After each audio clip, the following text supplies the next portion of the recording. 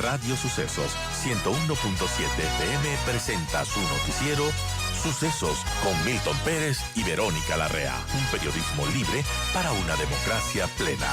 Los hechos y las opiniones de los sucesos que marcan nuestro tiempo.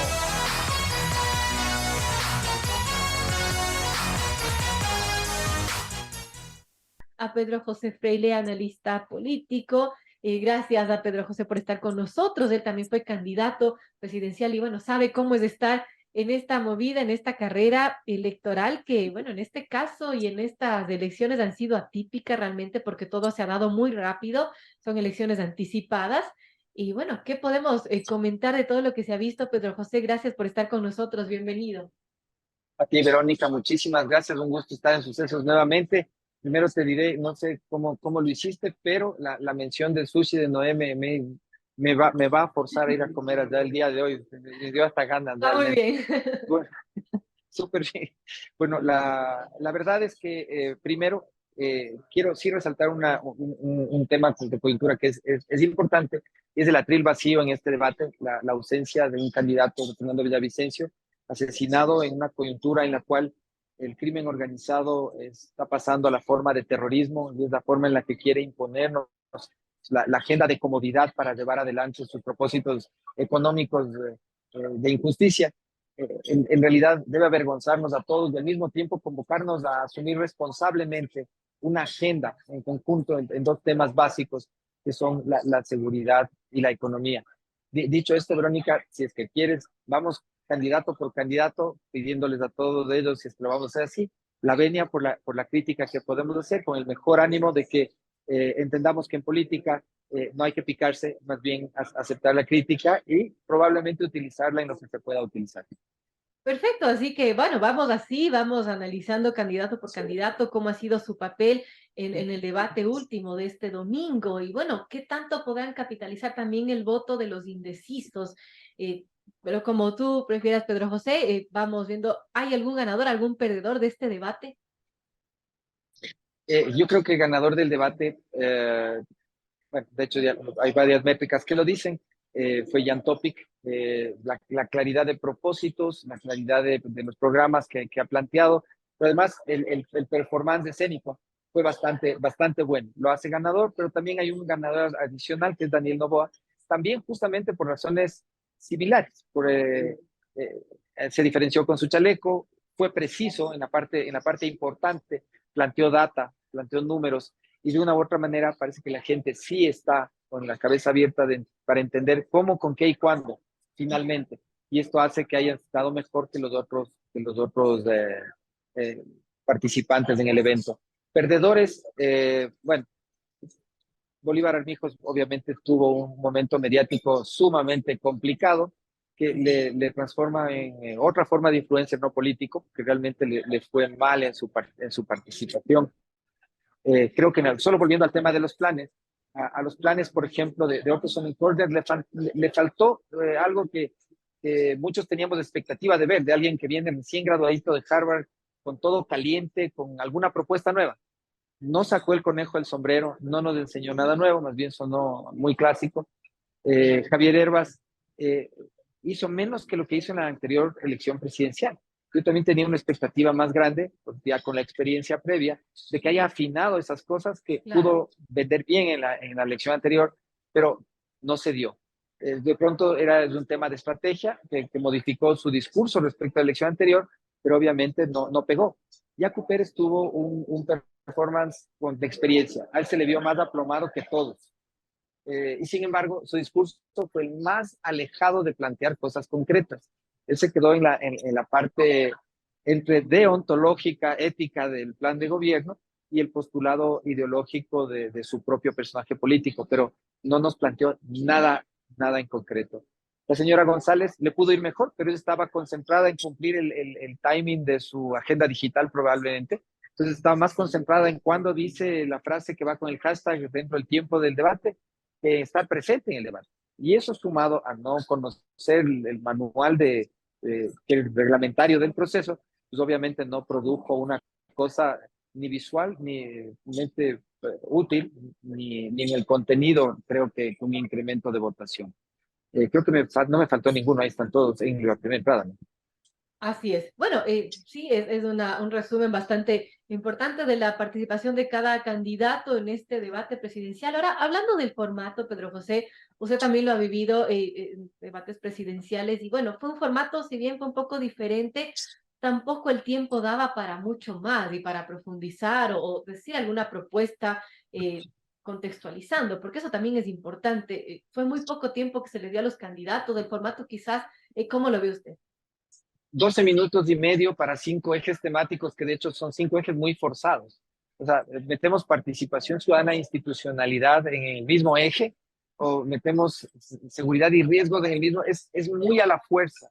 Entonces, lo que pasa es que los candidatos tienen un banco de respuestas posibles dentro de los ejes, pero en realidad no tienen cómo comunicar de una manera articulada qué mismo es lo que quieren hacer, con quién piensan trabajar, qué le proponen a los demás para hacer algo. Y yo sí creo que la segunda vuelta electoral es una oportunidad, tal vez con o sin micrófonos, yo lo haría sin cámaras hacia el público, pero sí con cámaras para el récord histórico, sentarse a hablar de las 4 o 5 cosas que objetivamente se pueden hacer en 16 meses y que van a requerir la colaboración de todo el mundo. O sea, con una caja fiscal que tiene 750 de liquidez y tenemos casi, bueno, de hecho es más, de 8,000 por pagar, para que entiendan, es como que tuviéramos $750 en una cuenta y que pagar de urgencia $8,000. Es una cosa descomunal. Adicionalmente eso, vamos a dejar, porque eso va a suceder, probablemente el ITT deje las reservas del suelo por voluntad mayoritaria de la gente, y son 1,200 que vamos a dejar de producir para la economía. De esos, 700 solamente para la caja fiscal.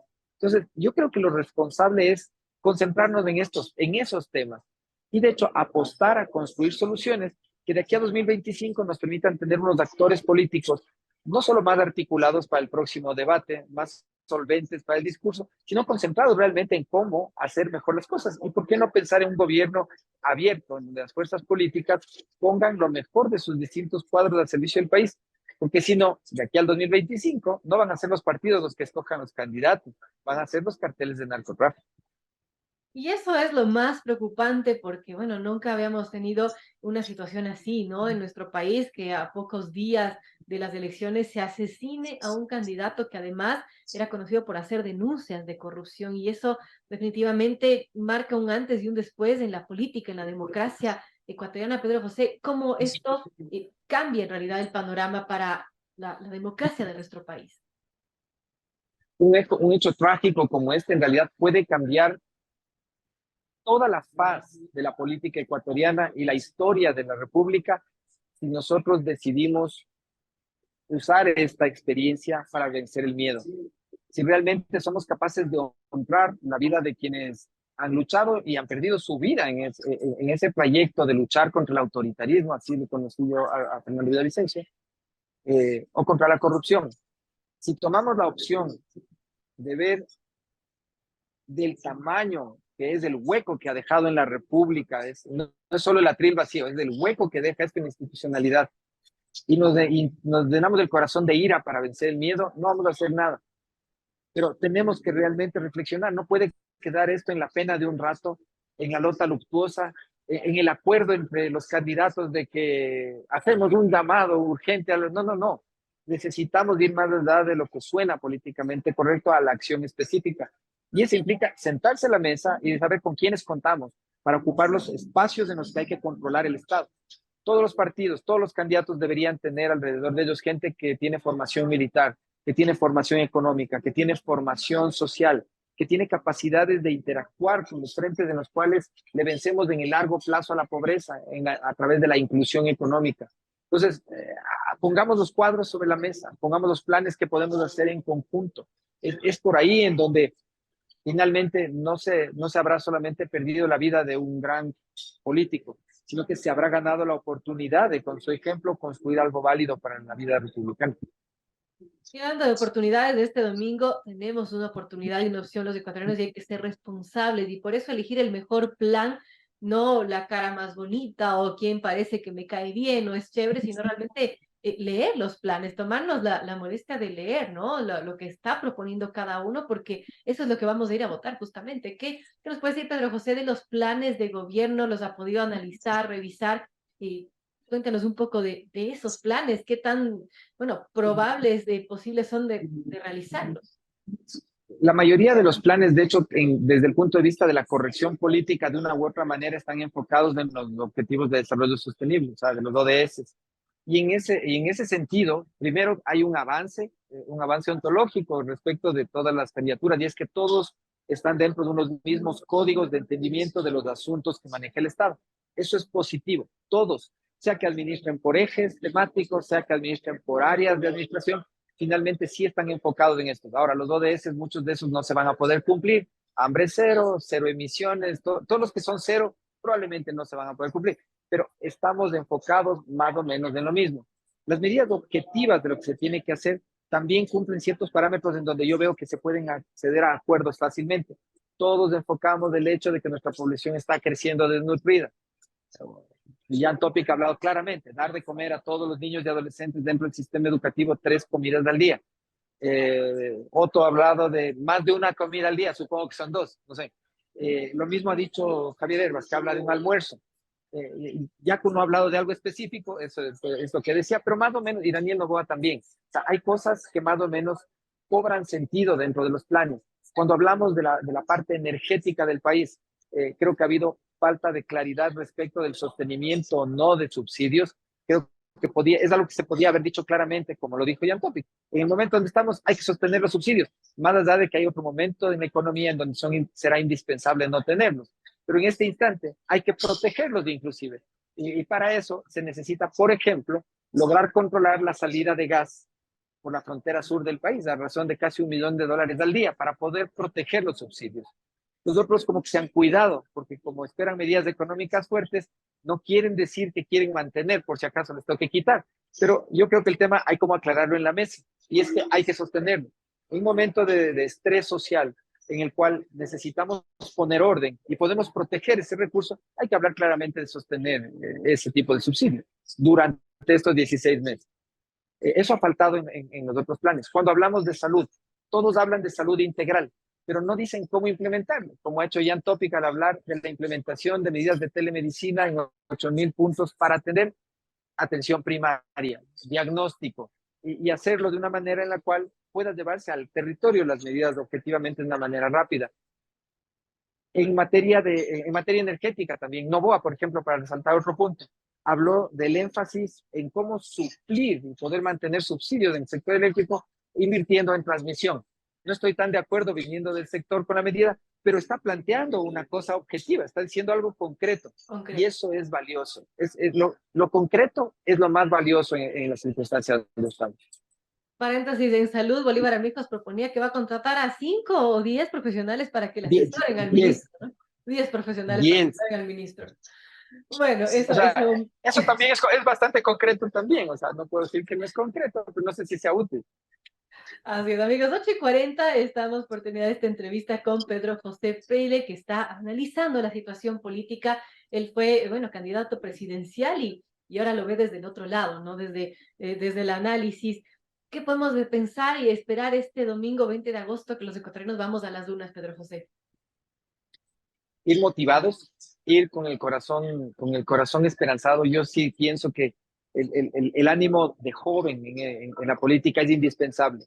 A los que se sienten desesperanzados, esta es una oportunidad nueva de poder compartir experiencia con generaciones más jóvenes que se van a hacer cargo. Hay que ir a votar, no podemos dejar de esta oportunidad de poder construir un mejor mañana. Hay que hacerlo entendiendo los planes y apostando a quienes han demostrado experiencia para poder sacarnos de estos dos huecos específicamente, la seguridad y la economía.